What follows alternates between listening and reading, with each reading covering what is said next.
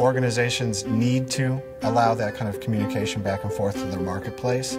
If they don't have a Facebook page, the consumers start to get concerned about the viability of the company, and is this somebody I really want to do business with? So it's become much more mainstream over the last 5 years, and so our job in convincing organizations that it's here, that it's part of the organization, and that it needs to be properly managed.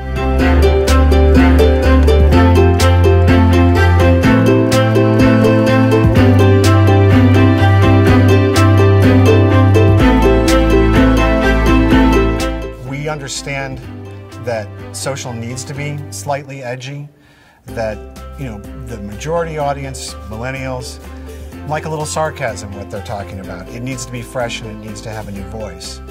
So with that requirement in the use of social media, we want to make sure that the people that are portraying that voice, producing that content, understand the boundaries of how far they can go with it. If you know where the boundaries are, it means that you have the complete expanse of the field to play on. If you don't know where the boundaries are, you stay 10 feet inside of the line, where you actually could utilize that additional space to go out and really benefit the organizations.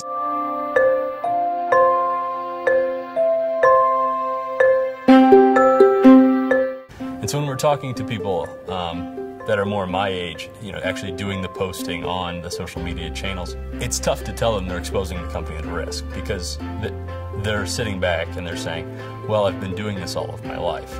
We're coming in and saying, hey, you may be exposing the company to a little bit of risk, but with the appropriate controls and procedures in place, it can almost empower them beyond where they're at, and without those structures in place. What we're trying to advocate is responsible use of social media. Well, being responsibly digital means having a good appreciation for the use of digital technologies, which we're finding our clients increasingly making use of in various functions around the company. And being responsible is understanding the risks related to making use of that technology and understanding the implications of when you don't have a good appreciation of risk to the brand and perhaps maybe even legal or reputational risks.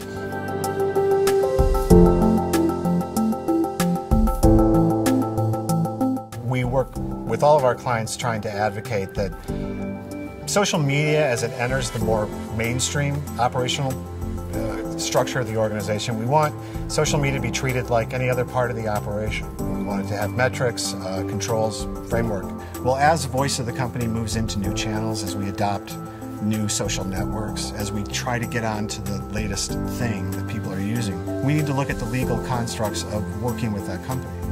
If we make a social channel part of our company's infrastructure, so we're using that to message out to the marketplace and collect data, demographic information about our consumers, it's now part of our infrastructure. So that channel needs to fall under our data management. The company that is running that channel needs to fall within our vendor management. We need to look at it from a legal perspective. We're also starting to see a lot of influence of regulatory.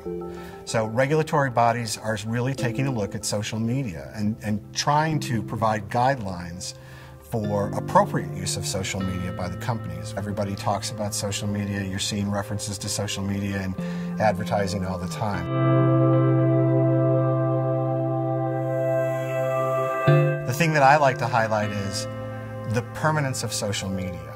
The always availability of that message means that there is a record of that infraction that is going to exist, as far as we can tell now, forever, because there's no endpoint on social data or social records. So yes, absolutely, organizations can get away with a small number of repeat infractions, but eventually it's going to start to add up. The problem is that social media doesn't forget, so those early infractions are going to come back to haunt you time and time again. And the marketplace, I believe, is going to hold you that much more accountable.